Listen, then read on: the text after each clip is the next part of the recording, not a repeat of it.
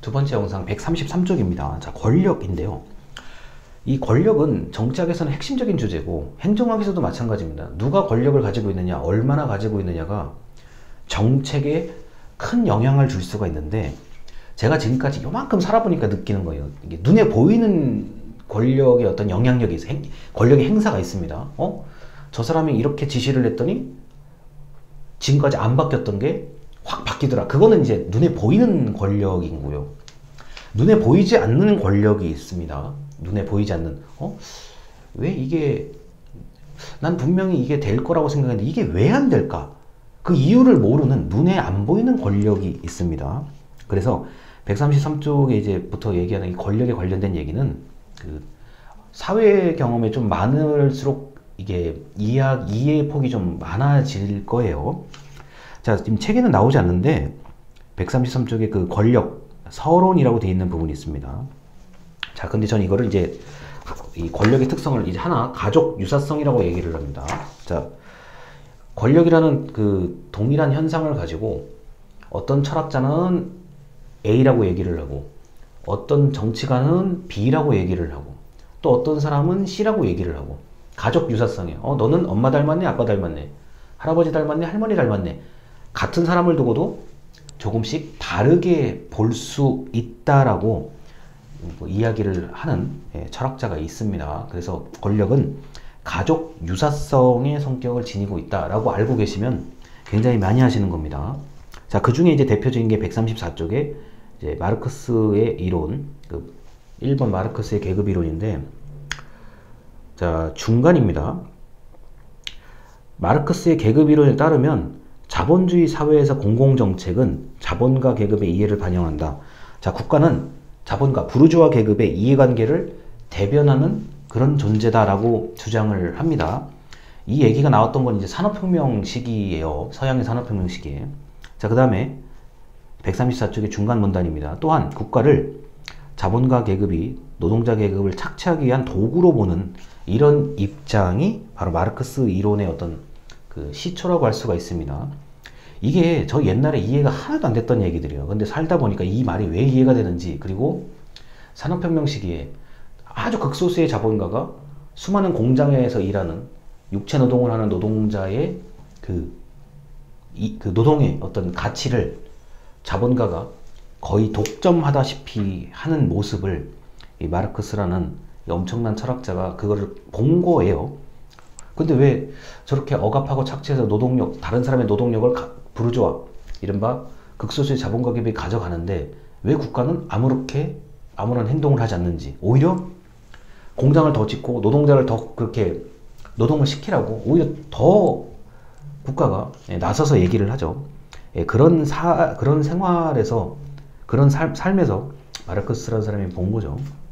그 모습을 본 거예요.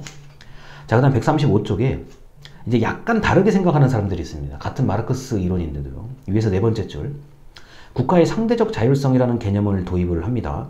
자, 국가가 반드시 항상 자본가 계급을 이게 도와주거나 옹호하지는 않는다. 가끔은 국가도 노동자 계급, 프롤레타리아 계층에 대해서 좀 돌봐주고 이해해줄 때가 있다라고 주장을 하는 게 바로 상대적 자율성이라고 얘기합니다. 좀 좁혀서 얘기해서 그냥 자율성입니다. 국가도 부르주아 계급, 자본가 계급에 대해서 자율성을 가지고 있다라고 주장하는 내용들이 있어요. 자, 근데 135쪽에 위에서 이제 한 12번째, 13번째 줄에 이런 얘기가 있어요. 왜냐하면 절대 다수의 노동자 계급, 일단 머릿수가 노동자가 엄청나게 많으니까요. 이 사람들의 정치적인 압력 때문이다라고 얘기를 합니다.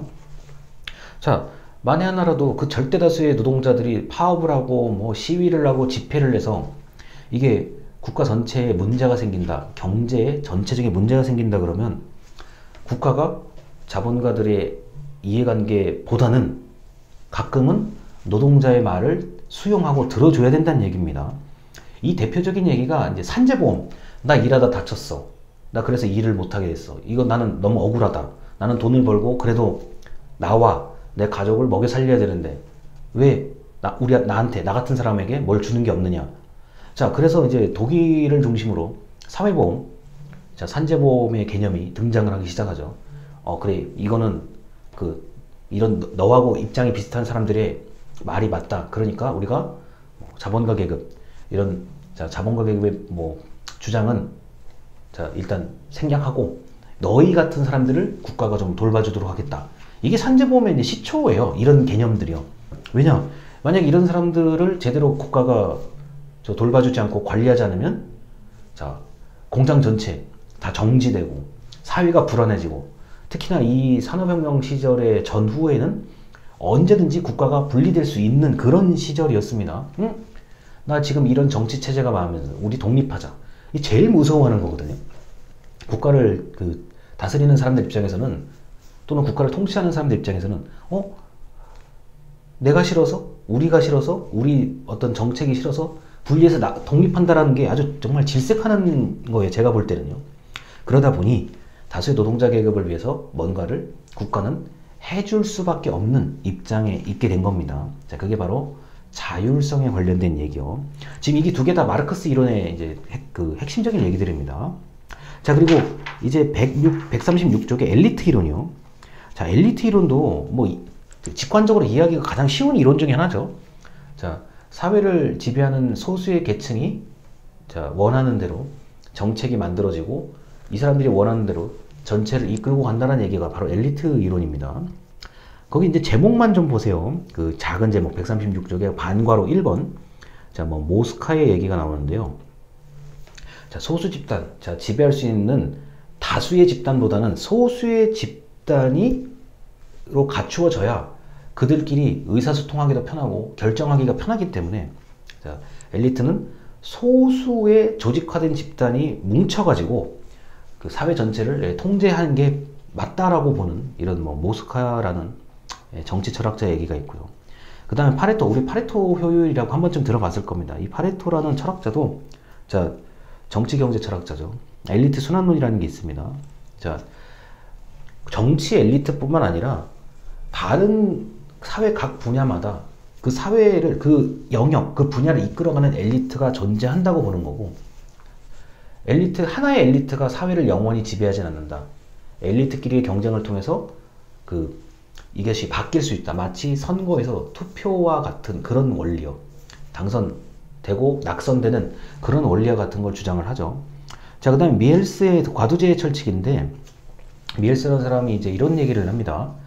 본인이 정치를 하고 싶은데 정치가의 실질적인 정치가가 안 돼요. 좀 그 이유는 모르겠지만 본인이 이제 정치가로서 뭔가를 활동 엄청 하고 싶었는데 안 돼요. 그래서 그냥 이제는 한번 연구를 해보자 해서 이런 과두제의 철칙이라는 단어를 만들어냈는데, 본인이 봤을 때는 이게 노동자 계급끼리는 평등하고 서로 공생하고 서로 돕고 상부상조하는, 이렇게 생각을 했었는데, 어느 순간 노동자 계층에서도 그들을 지배하는 하나의 어떤 정당, 그들을 대표하는 정당이 만들어지, 그들을 대표하는 어떤 기구, 흔히 말해서 헤드쿼터라고 얘기하죠. 지휘부가 만들어집니다. 분명히 같이 우리는 평등하고 뭔가 같이 공생하고 이렇게 되는데, 그런 지도부가 만들어지기 시작하면서 그 지도부에 속한 사람들은 상당히 본인들의 구성원, 본인들이 원래 이렇게 태어났었던, 자라왔었던 이런 사람들에 대해서 상당히 보수적인 태도를 취하게 됩니다. 그리고 배타적인 태도, 그거는 아니야. 너 우리하고 옛날에 같이 이렇게 했었잖아. 내가 이제 지휘부에 있던 사람이 되다 보니까, 그거는 글쎄, 한번 생각해 볼게. 이제 이런 태도를 이제 관찰하기 시작한 거죠. 그러다 보니까, 과두제, 머리가 여러 개라는 겁니다. 여러 사람이 집합적으로 모여서 절대 다수의 사람들을 통제하고, 그리고 관리하고 지배한다는 이런 이야기들을 하기 시작하죠. 이게 바로 과두제의 철칙이라고 얘기합니다. 자, 이게 이 모스카, 파레토, 미엘스 이런 이제 사람들은 이제 유럽을 대표하는 이런 철학자들인 거고요. 자, 이제 미국의 이제 엘리트, 미국에서 바라보는 엘리트는 또 이런 거 조금 더 달라요. 자, 137쪽에 이제 반괄호 1번 명성 방법이라고 하는데, 이 지역사회에서 우리 주민들이 생각하는 리더가 누구냐라고 이제 조사를 해보니까 뭐 의외로 명확하게 똑같은 사람의 이름을 대한다는 거. 예를 들어서 우리 저 대학교 학생들한테도 야 네가 생각할 때 야, 너희 학과에 뭐 좀 잘 나가는 사람은 누구냐? 이게 조사를 다 해본 거예요. 그런 이치로 조사를 한 건데 뭐 나름대로 명성, 내가 좀 이 지역에서 내가 좀 유명해, 이런 거를 이제 조사를 하는 명성 방법, 명성을 연구한 이런 얘기들이 있고, 뭐 이 사람들이 그런 명성을 지닌 사람들이 얘기하는 거에 대해서 특별한 불만 없이 받아들인다까지 이제 발견을 한 거죠. 자, 그 다음 138쪽에 맨 위에 줄이요. 이제 밀스의 지휘 방법이라고 얘기하는데, 이거는 저 파워 엘리트란 단어예요. 사실은요. 파워 엘리트라는 표현을 만들어낸 이 밀스라는 그 정치학자가 있습니다. 본인도 미국 사람이에요. 자, 미국에서 자기 살다 보니까 이 미국 전체의 정책을 누가 이끌어가느냐. 자, 군에서 가장 영향력이 막강한 계급이 높은 사람들, 그 다음에 무기를 만드는 그 기업에, 아주 막강한 기업의 자본, 기술을 가지고 있는 사람들, 그 다음에 미국의 의회에서 결정권을 가지고 있는 상임위원회, 뭐 특별한 그 중에서도 아주 강력한 지위와 영향력을 가지고 있는 사람들이 이렇게 삼각형, 자, 군, 의회, 그 다음에 그 무기를 만들어내는 기업이, 사람들이 대표하는 사람들이 모여서 미국 전체의 그 정책을 영향을 주고 이끌어 간다라고 하는 것을 밝혀낸 게 바로 파워 엘리트라고 얘기를 하죠. 이 밀스 얘기입니다. 파워 엘리트라고 검색을 하면 책이 두꺼운 책이 하나 나와요. 그게 바로 이 얘기입니다. 자, 그래서 이 엘리트 이론은 이렇게 눈에 보이는 명성, 지위, 그리고 뭐 과두제, 그 다음에 파워 엘리트, 이거는 눈에 보이는 현상들을 이제 얘기하는 건데, 반대로 좀 다르게 무의사결정론이라는 얘기가 있죠. 이 무의사결정론은 눈에 보이지 않는 권력을 얘기하는 거고, 의사결정이 일어나지 않도록 하는 권력이 바로 무의사결정이라고 저는 지금까지 이해를 합니다. 왜 저 사람들이 저렇게 목소리를 내고 모여서 집회도 하고 민원도 뭐 제기하고 의견을 내는데 이게 결과가 안 나와요? 왜 그런 거냐에 대한 이제 그 연구를 하는 겁니다. 또는 분명히 불만이 있을 만한데, 자기 목소리를 낼 만한데 왜 그런 거를 표출하지 않는가에 대한 얘기가 바로 무의사결정론이죠. 자, 대표적인 게 이런 겁니다. 너 말하면 나한테 죽을 거야. 너 말하면, 너 그거 말하면 나한테 맞을 거야. 강제력, 힘을 보여주는 경우가 있고요.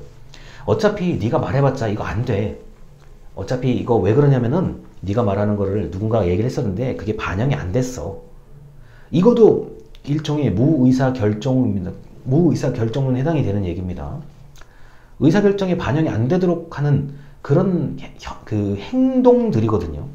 자, 또 하나가 어떤 거냐. 가끔 이런 게 있어요. 자, 여러분들의 생각을 많이 주세요. 다 모았어요. 자, 여러분들의 생각을 제가 잘 반영하겠습니다 라고 얘기는 하지만 실제로 반영이 안 되는 경우, 이게 바로 무의사결정론이라고 할 수 있습니다. 그래서 마르크스 이론하고 엘리트 이론을 이렇게 얘기하는 것 자체가 사실은 잘못된 거일 수도 있는데, 이게 뭐 그래도 이 수업은 또 처음부터 끝까지 한 번쯤은 다 얘기를 하고 가야 되는 수업이라 가지고 제가 이 정도까지만 얘기를 하겠습니다. 바로 다음 영상으로 넘어가겠습니다. 감사합니다.